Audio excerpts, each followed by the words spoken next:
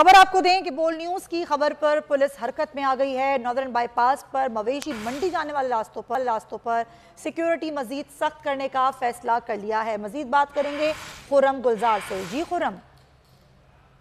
बिल्कुल, northern bypass में लगाई जाने वाली मवेशी मंडी की सिक्योरिटी में मजीद इजाफा करने का फैसला किया गया है और 10 हॉटस्पॉट्स यहाँ पे जो है ना चूज किए गए हैं, जिसमें एसएसयू की 10 मोबाइलें जो है वहाँ पर अपना पॉइंट बनाएंगी और इसमें इजाफी नफरी जो है वो एसएसयू की तैनात की जाएगी।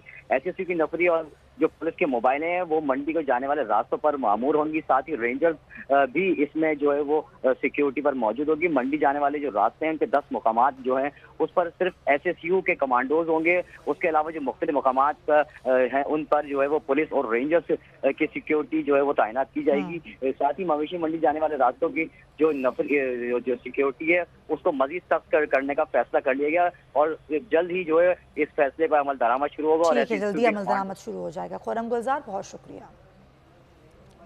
और